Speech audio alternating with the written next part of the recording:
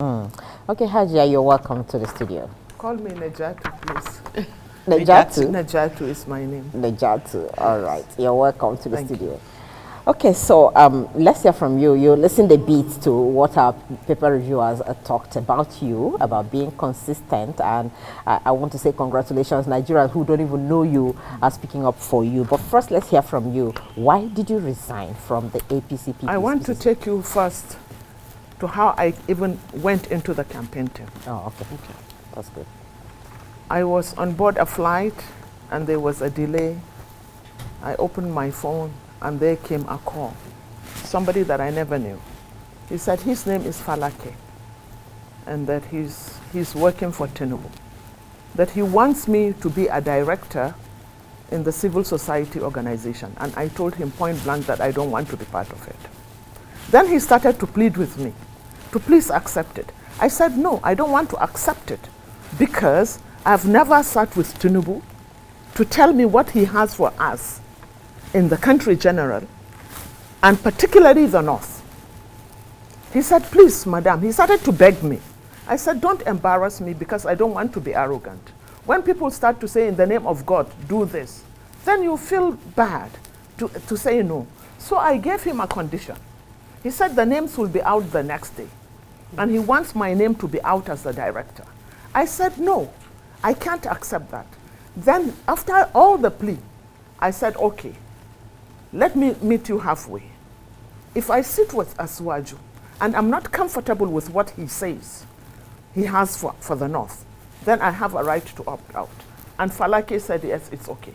So if you notice, when the names came out, it's the only directorate, which there were two directors, was the directorate they put me, the civil service, the civil,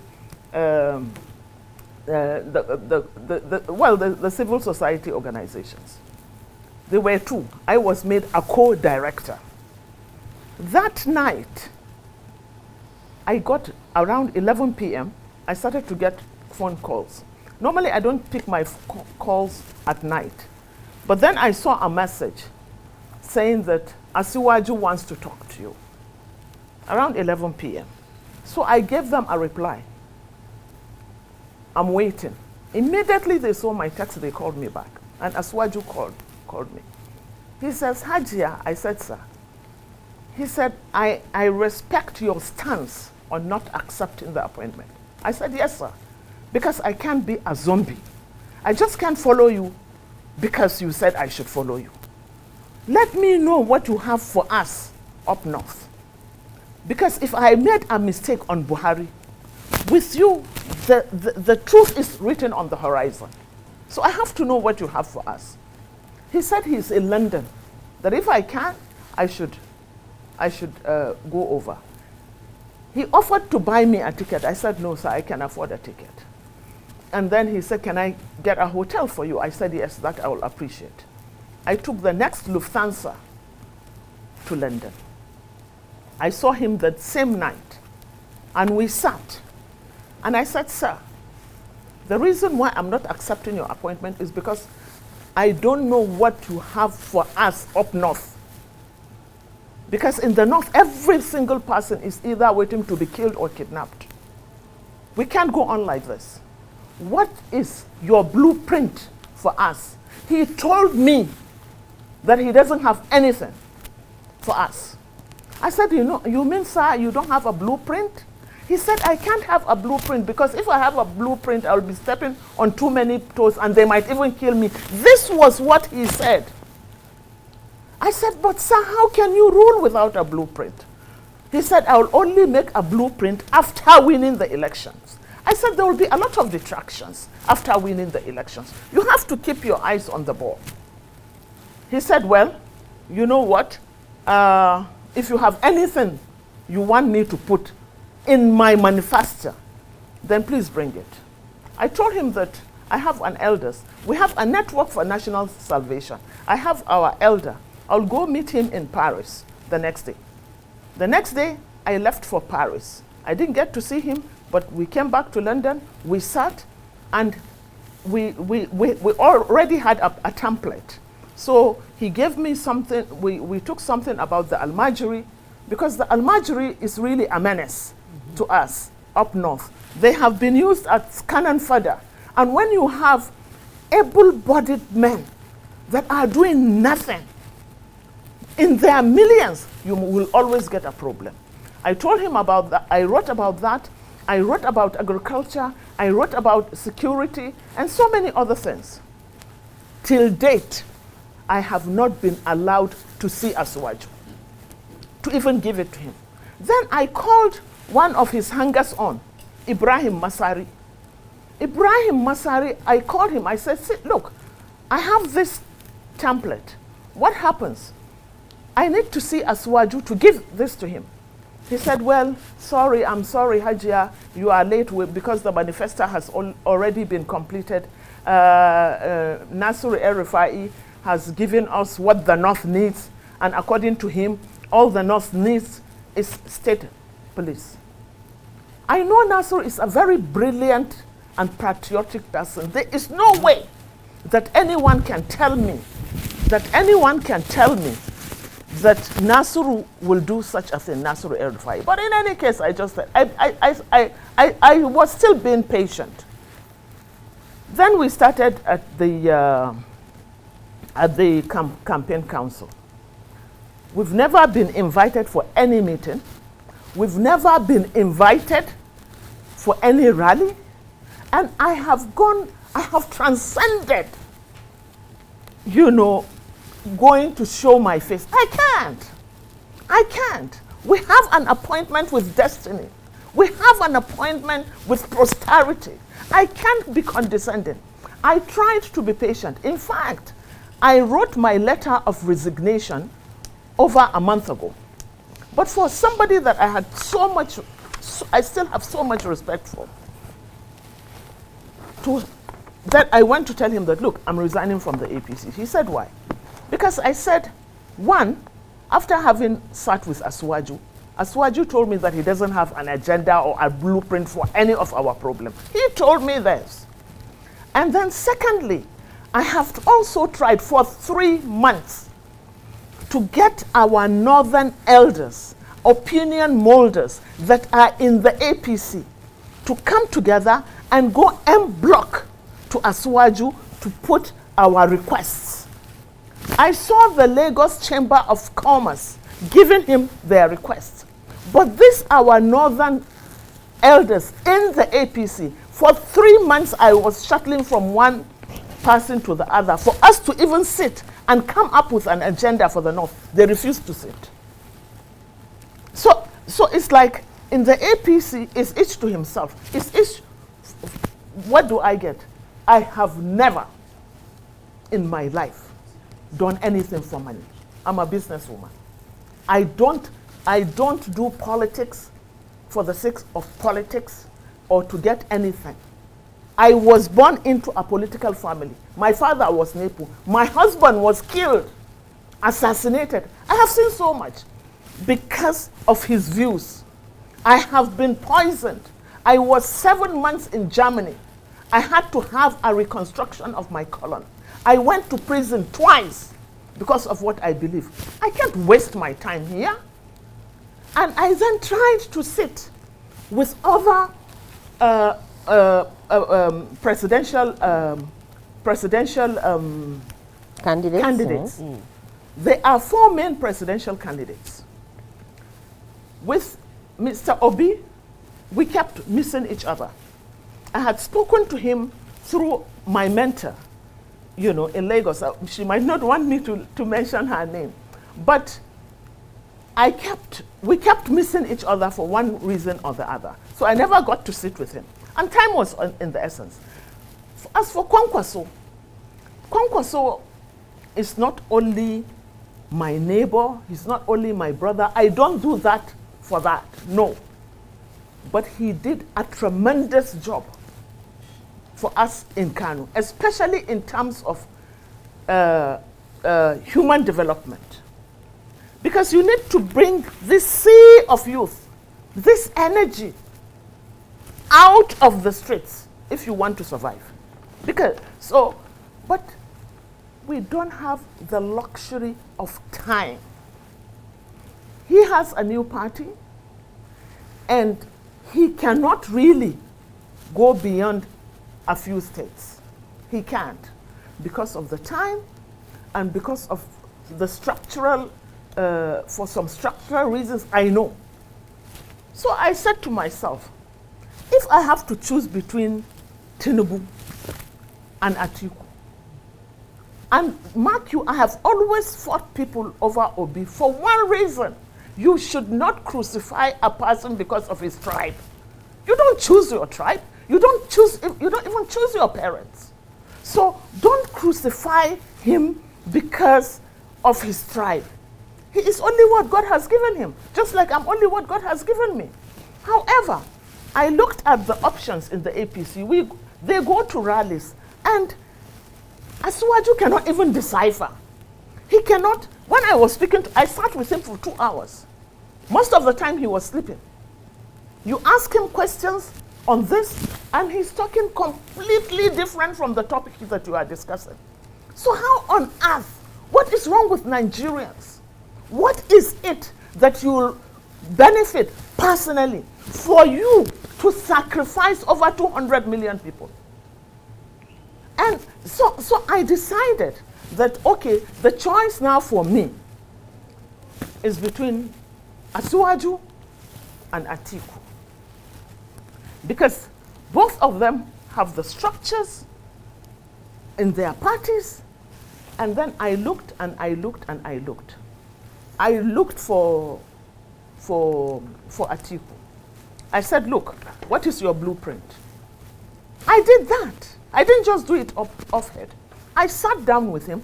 What is your blueprint on security? They gave me a whole booklet.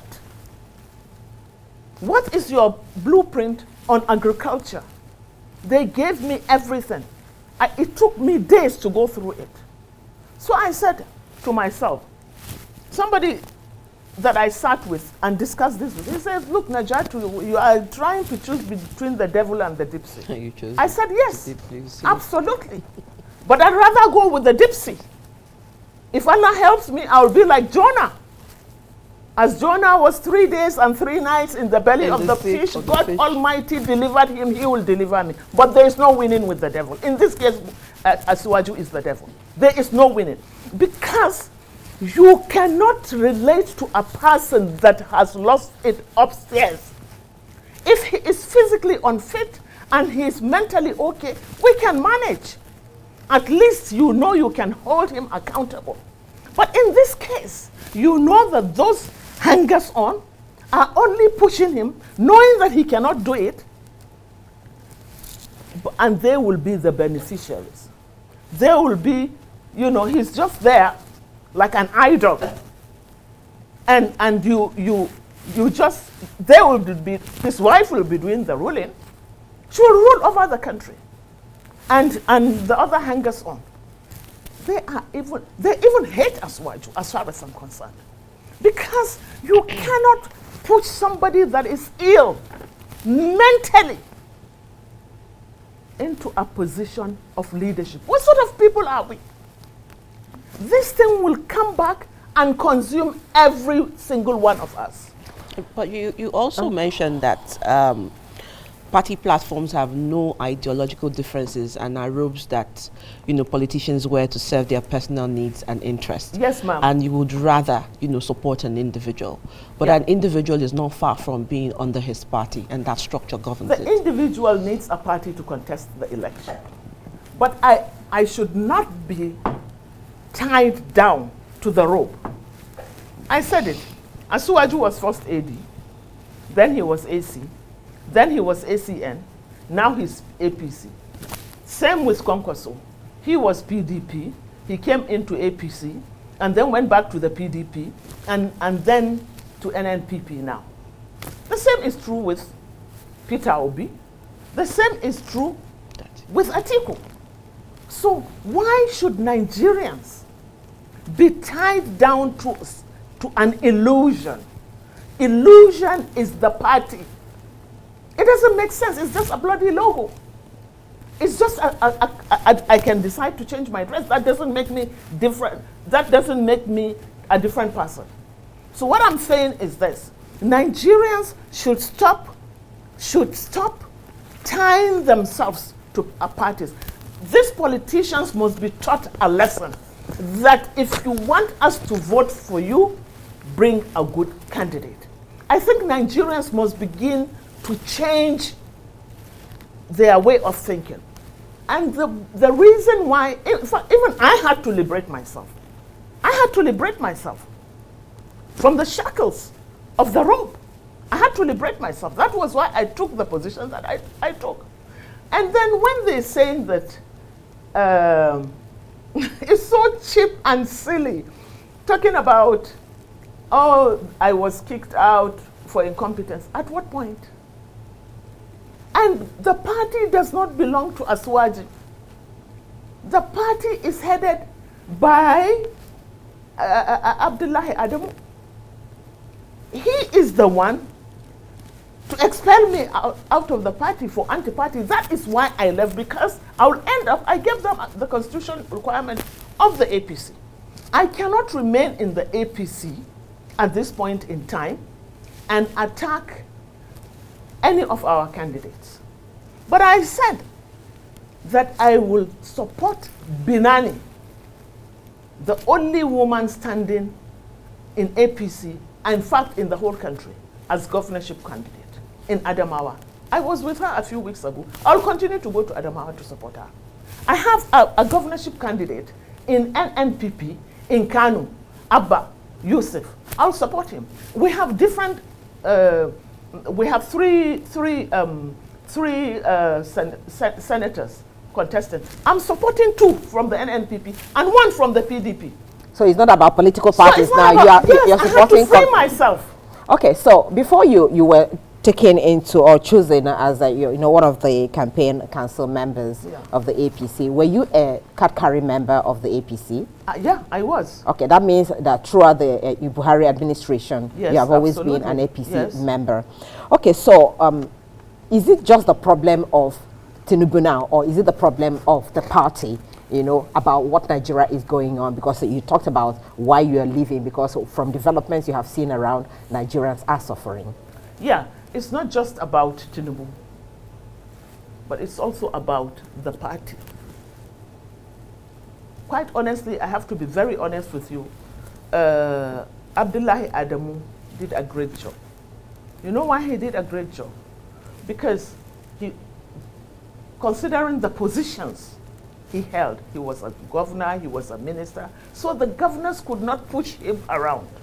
I can give you the case of Kanu, for instance, in which our state governor was insisting that he controlled all the delegates, all the candidates, that all the candidates must come from his pocket. But Abdullah Adamu stood his ground. No, this so and so is, you either contest this and so contest this, or you lose it. That is a good leader. I have no problem with that. But apart from that, I had the last speakers talking about local government chairmen and their autonomy and the state assemblies. The state assemblies are just house boys. The governors determine who gets what, who is in what position. So that is why Nigerians must begin to teach those governors a lesson.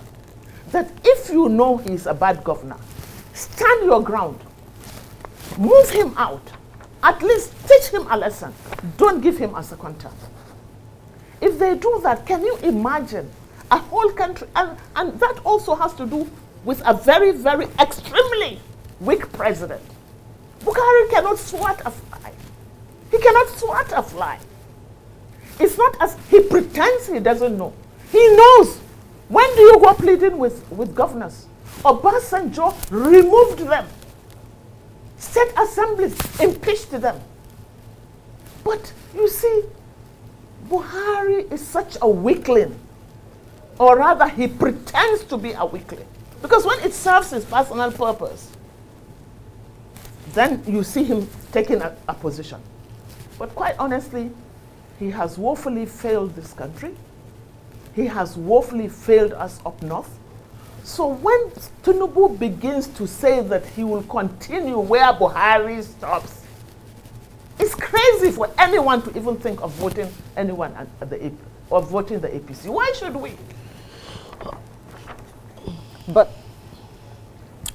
the thinking, you know, in some quarters is that you were one of the strong pillars that brought even the Buhari you're criticizing down to power. So at what point did you notice that he has deviated from the plan? And what effort did you make within the party to ensure that, you know, he doesn't go against the positions? And by the way, the president is even saying that he has not disappointed anybody.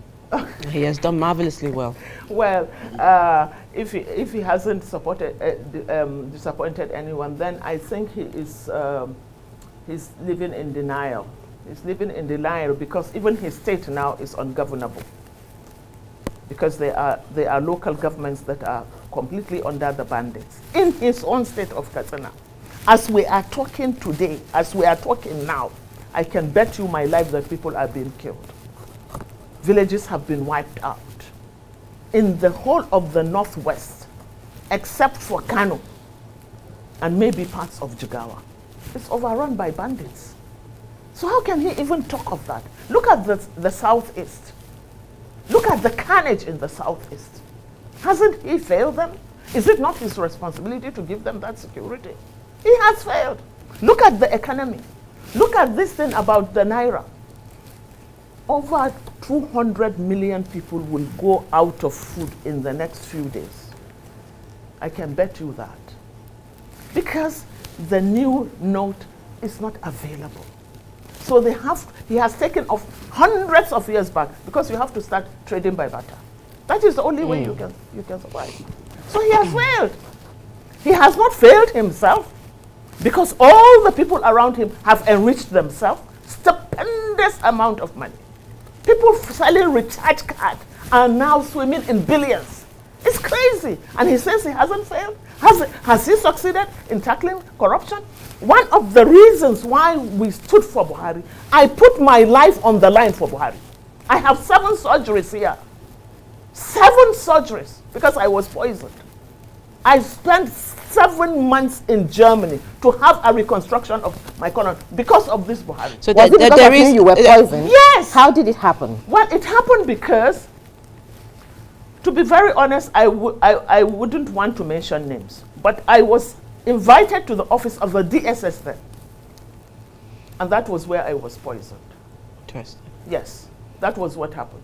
They put me, look, and let me tell you, when they say I don't, I do things, when I was one of the co-conveners of Save Nigeria, along with Pastor Tunde Bakare. I am a co-convener of Save Nigeria.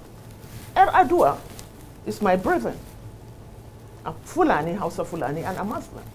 But we don't look, I had transcended that. We fought until the doctrine of necessity was put. And Jonathan tried to reward me with a ministerial appointment. I said no. I refused to accept. I said, sir, I did not do Save Nigeria to be a minister. Obasanjo made me minister twice. The first time I went, I got a standing ovation in the Senate. But then the people, my own senators from the ANPP now said, I'm from Saraki group, so they don't, because Saraki, of course, and we had a conflict within the party. So most of the senators were with the chairman then, so they rejected my name. Obasanjo called me to say, let me come into PDP so that he will make me minister as a PDP member. I said no. I don't want to leave my party. So what, it's so silly talking about me as it concerns money. So what I'm trying to tell you, in essence, is that I'm 66. I have grown in a family that has seen so much. I grew up seeing my father going to prison because he was NEPO. They were anti-establishment then. My husband, late Bala Muhammad, was chopped into pieces and burnt alive. Why? For his opposition, for what he was saying. The day I identified that body, that was my springboard. I decided I will continue where he stopped. All right, just So what I'm trying to say is this. I always follow my conscience. I will always do things for God and for my country, not for self. Those who think that they can lie for peanut, they should wait for their end. Because all the problems we are having today in Nigeria is as a result of this bootlicking. This hoping against hope that I'll get something.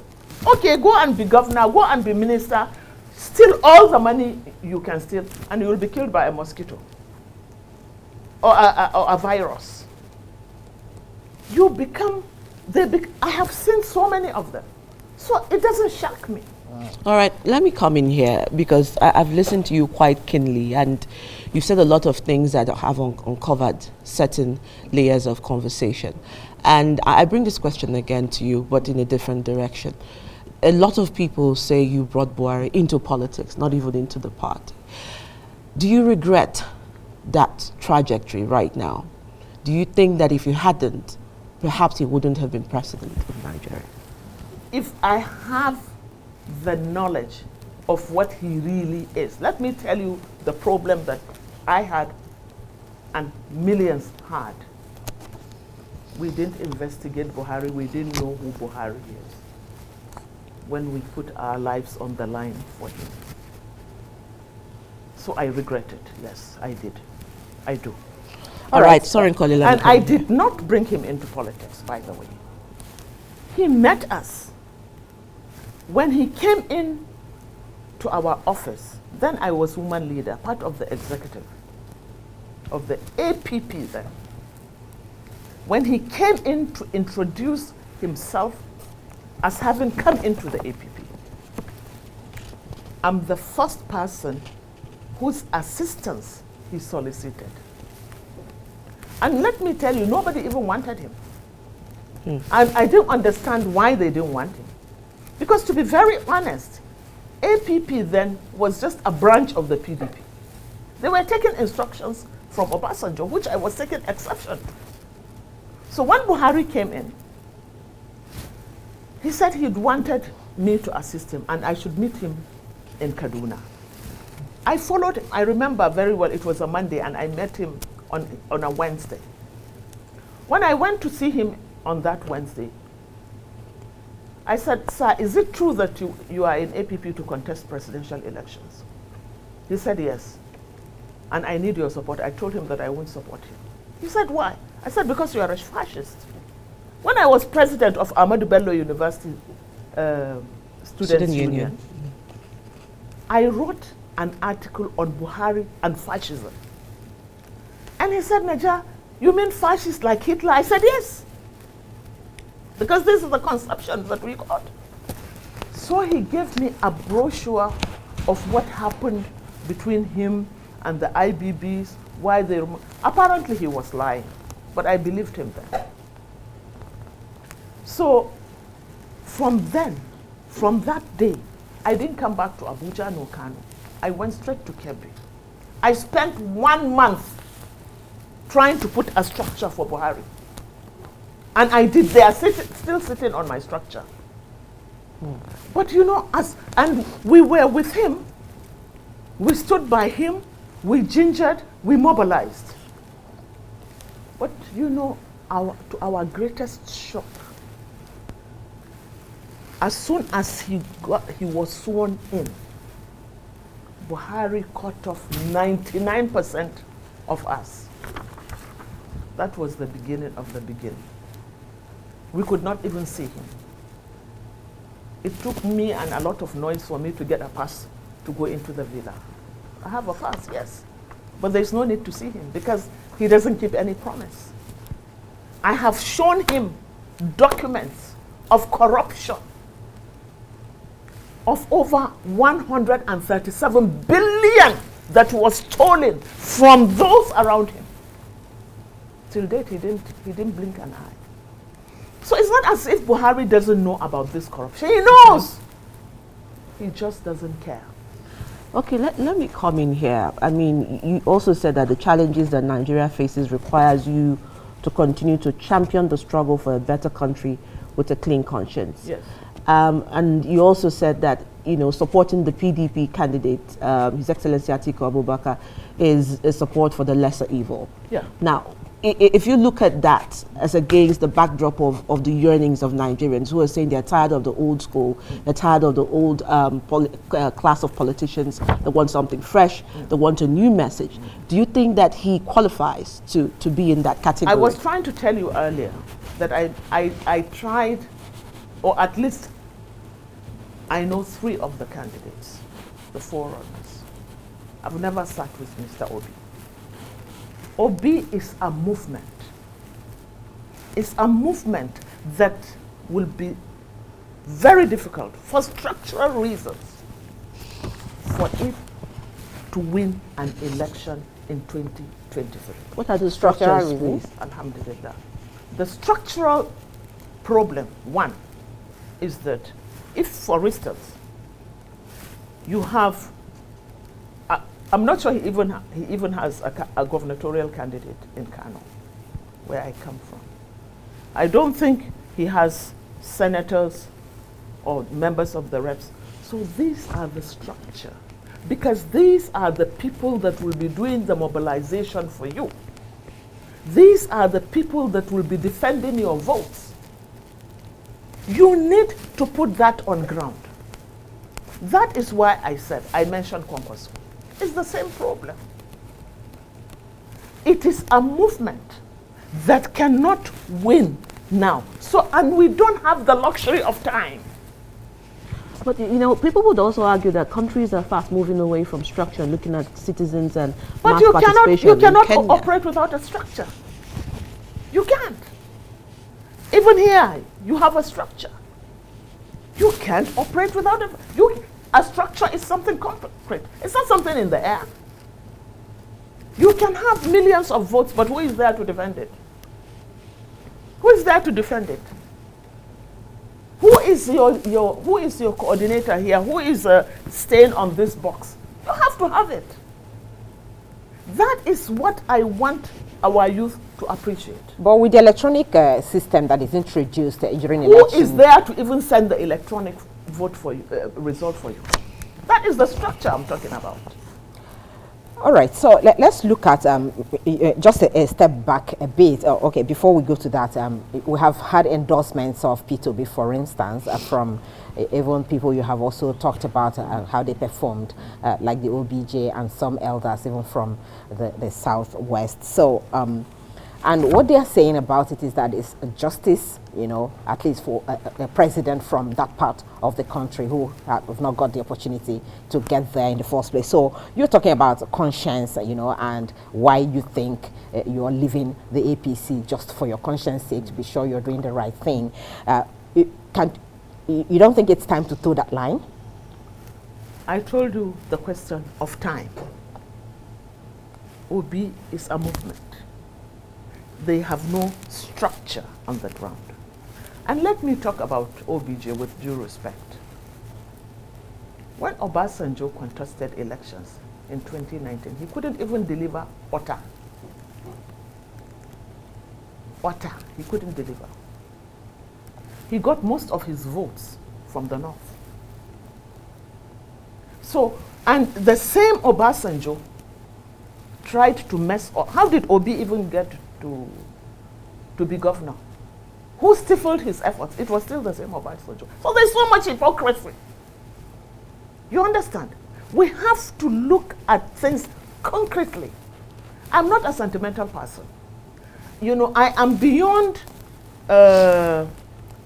anyone trying to confuse or lie or deceive me. I see through the smoke screen. I don't think Obasanjo even has the political clout. He knows why he's doing what he's doing. But the reality is this. How much votes can he galvanize for Obi in the Southwest, in Ota? Okay, so where is the Save Nigeria group? You were a co-convener of that group at the time. You know that you almost put the government at the time to a standstill. And from what you have explained over the years, 7.5 years of the APC government, we didn't see the Save Nigeria group. Well, the Save Nigeria group has fizzled out. You see, and there was a time that I was talking to Pastor Tunde Bakari, who I have a lot of respect for. And I said, sir, this is the time to save Nigeria. This is really the time, because the situation is worse and more dire than it was then. But you see, we all have our interests at different given times. So, and situations change.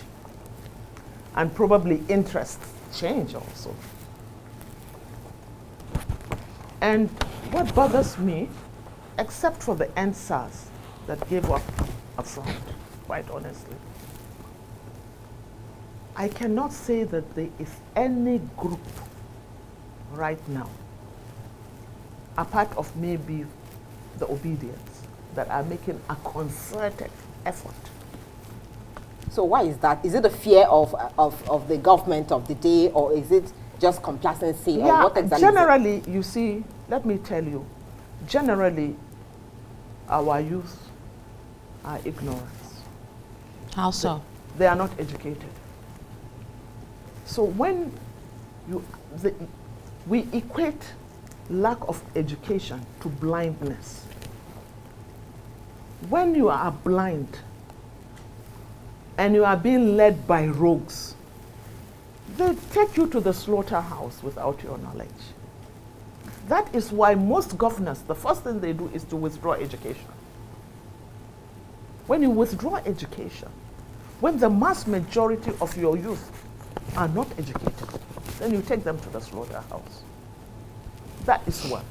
And number two, they deliberately put the mass majority of our people in abject poverty. Most of them are below subsistence. And three, which is worse, is that good and responsible people do not offer themselves to go into politics. I just saw one thing about Baba Ahmed, and he broke down because he said he has never been insulted. It's part of the problem. If you cannot take the hit, you have to leave the kitchen. And you see there is so much hypocrisy with Nigerians when it comes to the question of religion, the manipulation of religion. When you say you are a Christian, and you know that Jesus alayhi salam fought corruption, he fought injustice, he fought to the extent that they looked and tried and did everything to take his life. But you say you are a material. He was spiritual. He didn't have a house. He didn't have anything. Okay. But you say you go to God. We prayed unto God, but you go to him with lies and hypocrisy. The same applies to our Muslim brethren. They go to God with lies. So there is this manipulation of religion, Okay. this manipulation of tribe, but up there is no difference between them. There is no difference between a Muslim thief, a Christian thief, an atheist thief. And then I keep telling them, when they see, because of deception, they see crime and criminality through a prism of tribe and religion. That is deceptive. Because what difference does it make to the victim that was killed or is killed by IPOB? What difference does it make if an Igbo man kills a Hausa man or a Hausa man kills an Igbo? Does it make any difference to the victim? No. But these things are trivialized. They are manipulated because most of our leaders are themselves criminals. And they don't want people to know. Even our clerics, both Muslims and Christians, I have seen them. Okay. For instance, I have seen clerics talking about Muslim ticket and why it is a jihad. Oh, that is criminal. Because in Islam, let us make it very clear, it is an injunction. The first law made by God in the Quran is when he created the heavens and the earth. He said he sat on his throne and made the first law. The first law is that he has denied himself the right to oppress. Even before he created his creatures. And I have denied, said God, the right for anyone to oppress the other. And then our prophet also said that the rule of an atheist, a just atheist, is better than an unjust Muslim. But our clerics were paid to say that Muslim ticket is the best, and it's so. So that means you are against that. Really, I am against it. I am against it because it's a lie. It's a form of deception. They are deceived because they think that when you say Muslim, the Northerners all jump onto it. Was that also part of the reasons you also resigned? No, that wasn't. Okay. I gave you my reason. I gave you my reason, and I stand by my reason. But that didn't matter when you took that decision it to mattered. support. Okay. That is why I told you. Initially, I refused the appointment.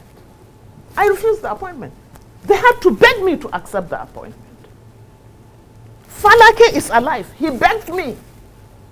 I said no. In fact, my rejection of the whole thing started when Asuwaju said, it is his turn. It's not about the country. It is his turn. So Nigeria now is a piece of pie. That you have the knife, you carve and cut for yourself, and then when it is that one's turn, he cuts his own. Nigerians should reject this. It's an insult to us. Okay, there was something that was quite significant when you talked about support across party lines, and you mentioned that you would still be supporting Binani in Adamawa State. Yeah. And I know that you were the nominee for the ACN in 2007 for the Kano Central District at that point. Yeah. And you inspire a lot of women to promote national values.